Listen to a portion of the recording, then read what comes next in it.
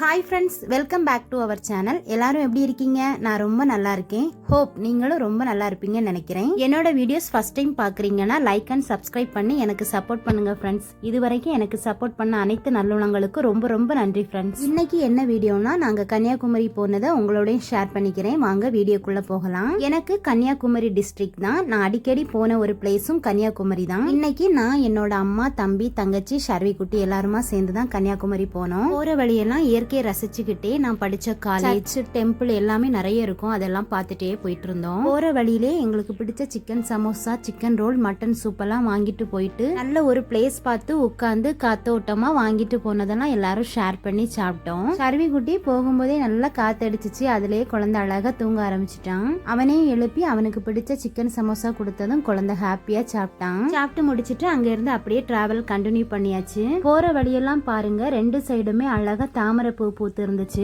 பெரிய குளம். மேக்சிமம் எங்க ஊர் சைடு குளத்துல எல்லாம் நிறைய தாமரை பூ இருக்கும். சண்டே சிக்கன் மட்டன் வாங்குறப்ப இந்த தாமரை பூ இலையில தான் பேக் பண்ணி கொடுப்பாங்க. சைடும் அப்படியே தாமரை பூ பூத்து இருந்துச்சு. பார்க்க ரொம்ப அழகா இருந்துச்சு. இயற்கையை ரசிச்சுட்டே 90s சாங்கும் கேட்டுட்டு லைஃப்ல நடந்த ஓல்டு ஸ்டோரி எல்லாம் பேசிக்கிட்டே எல்லாரும் ஜாலியா போனோம். நம்ம ஊர்ல இருந்து கன்னியாகுமரி போறதுக்கு 45 மினிட்ஸ் ஆகும். போற வழியிலே நிறைய டெம்பிள்ஸ் இருக்கும். சுசீந்திரம், ஸ்ரீ ராகவேந்திரா சுவாமி டெம்பிள், சாய்பாபா டெம்பிள் எல்லாம் பார்த்துட்டே போனோம். இந்த வீடியோ பாக்குற நீங்க முக்கடல் கூடும் சங்கமம் கன்னியாகுமரிக்கு வந்திருக்கீங்களான்னு எனக்கு கமெண்ட்ல சொல்லுங்க. டிராவலையும் நல்லபடியா கண்டினியூ பண்ணி கன்னியாகுமரி பக்கத்துல வந்துட்டோம் பாருங்க. இங்க இருந்தே அந்த வியூஸ் பார்க்கும்போது பாருங்க எவ்வளவு அழகா இருக்குன்னு. கடலும் வானமும் ஒன்னா இருந்த மாதிரி ரொம்ப அழகா இருக்கும். எனக்கு சின்ன வயசுல இருந்தே கடல்னா ரொம்ப பயம்தான். அதுலயும் இந்த சுனாமி வந்த டைம்லாம் போறதுக்கே ரொம்ப ரொம்ப பயமா இருக்கும். இப்போல்லாம் பயம் இல்லை. நல்லா ரசிக்க தொடங்கினதுக்கு அப்புறமா பார்க்க எனக்கு ரொம்ப பிடிக்கும். நாங்க போனது ஈவினிங் டைம்ல. கார் பார்க் பண்ணிட்டு பக்கத்துல போறதுக்கே நல்லா இருட்ட ஆரம்பிச்சிருச்சு. கடல் பக்கத்துல சும்மாவே காத்து ரொம்ப அதிகமா தான் அடிக்கும். அதுலயும் குளிரோடு சேர்ந்து நல்லா காத்து அடிக்க ஆரம்பிச்சிருச்சு. அடிக்கிற காத்துக்கு என்னோட முடி கண்ட்ரோல்லே இல்ல. போனதுமே ஃபர்ஸ்ட் ஒரு ஸ்டோல் வாங்கி ஹேரை கவர் பண்ணிட்டு அப்படியே நடக்க ஆரம்பிச்சாச்சு. முன்னாடி எல்லாம் கிளி தோசியம் மட்டும்தான் இருந்துச்சு. இப்ப எலி தோசியமும் வந்தாச்சு.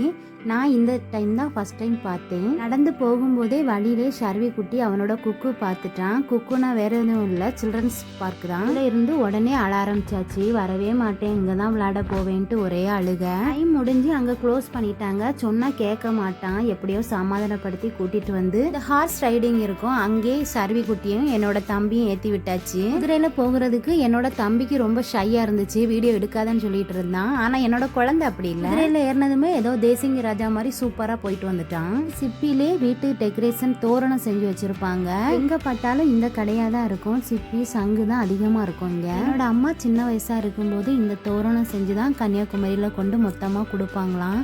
அந்த கதையை தான் எங்களோட ஷேர் பண்ணிட்டு இருந்தாங்க. அப்பெல்லாம் இதோட பிரைஸ் 50 பைசா, 1 ரூபான்னு தான் இருக்குமா. அதெல்லாம் எங்களோட சொல்லிட்டே வந்தாங்க. கன்னியாகுமரியில தான் பெருந்தலைவர் காமராஜன் மணிமண்டபம், காந்தி நினைவு மண்டபம்லாம் இருக்கு.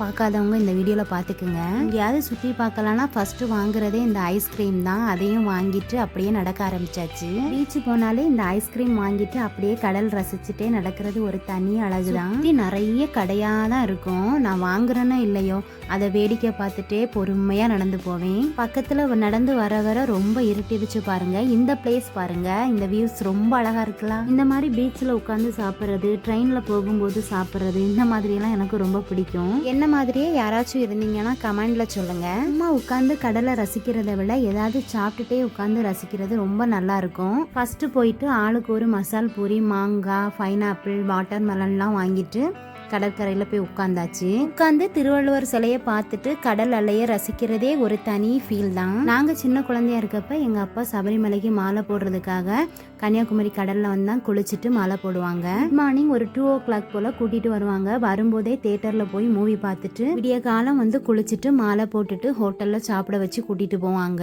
இப்போ மாதிரி அலைய ரசிக்கிறதுனா இல்ல. சின்ன வயசுல குளிரோட அந்த கடல்ல காலையில குளிச்சுட்டு வருவோம். இப்படா வீட்டுக்கு போவோம் இருக்கும். இப்பெல்லாம் அப்படி இல்ல. அம்மா ஒரு 10 நிமிஷம் இருப்போமா அப்படின்னு தான் சொல்றது. முன்னாடியெல்லாம் இந்த மாதிரி சபரிமலைக்கு மாலை போடுறதுக்கு எப்பவாவது ரேரா தான் வர்றது. இப்பெல்லாம் அப்படி இல்ல. நினைச்ச நேரம் வந்து உட்காந்து. இப்போ மேரேஜ் ஆகி மதுரைக்கு போனதுக்கு அப்புறமா அவ்வளவா வர்றது இல்ல. அருவி குட்டி 8 மந்த்ல இருக்கப்ப வந்தது. இப்ப அவனுக்கு 3 வயசு ஆகுது. இப்பதான் வந்திருக்கேன். என்னோட அம்மாவும் ஷர்வி குட்டியும் கொஞ்சம் கால் நினைச்சிட்டு வரேன்னு போனாங்க. ஒரு அலை வந்து அப்படியே ஷர்வி குட்டியை நினைச்சு விட்டுட்டு குழந்தை நல்லா அழ ஆரம்பிச்சுட்டான். என்னன்னு கேட்டா தண்ணி ரொம்ப உப்பா இருந்துச்சான். அதுக்கு தான் அழுதுட்டு இருக்கானா. அன்எக்ஸ்பெக்டடா குழந்தையும் நனைஞ்சிட்டு நனைஞ்சிட்டான். நான் ட்ரெஸ்ஸும் எடுத்துட்டு போகல, அங்கே ஒரு ட்ரெஸ் வாங்கி உடனே குழந்தைக்கு மாத்தி விட்டாச்சு. நனைஞ்சிருந்தனால தான் குழந்தைக்கு நசநசன்னு இருந்திருக்கு, அதுக்கு தான் அழுதுருக்கான். ட்ரெஸ் மாத்தி விட்டதும் குழந்தை நல்லா ஹாப்பி ஆயிட்டான். அப்புறம் என்ன அப்படியே ஷாப்பிங் தான். ஷர்வி குட்டிக்கு ஒரு வாட்ச் வாங்கி கொடுத்துட்டு என்னோட சிஸ்டர் ஒரு பேக் வாங்கிக்கிட்டா. நானும் எனக்கு ஒரு வாட்ச் வாங்கிக்கிட்டேன். ஷர்வி குட்டியை பாருங்க, டாய்ஸ் பார்த்ததும் கதையா சொல்ல ஆரம்பிச்சிருவான். எல்லா டாய்ஸும் இருக்குமா, இந்த ஒரு டாய்ஸ் இல்லாமா, இதை மட்டும் வாங்கி கொடுமான்னு பாசத்தோட கேட்பான். போகும்போதெல்லாம் சொல்லுவாங்க, இனிமேல் இவனுக்கு டாய்ஸ் வாங்கக்கூடாது, நிறைய டாய்ஸ் இருக்கு, அதை வச்சு விளையாடுன்னு சொல்லுவாங்க. சொல்றதோட சரி, அடுத்து அவங்க தான் திரும்ப வாங்கி கொடுப்பாங்க. இப்போ சொல்ல வேண்டாம், கூடவே சித்தியும் மாமாவும் இருக்காங்க, கேட்டதெல்லாம் வாங்கி கொடுக்கறது. என்னோட வீடியோஸ் உங்களுக்கு பிடிச்சிருக்கும்னு நினைக்கிறேன். பிடிச்சிருந்தா லைக் பண்ணுங்க. தேங்க்ஸ் ஃபார் வாட்சிங். இன்னொரு வீடியோல பார்க்கலாம். Thank you friends. டாடா, பாய்.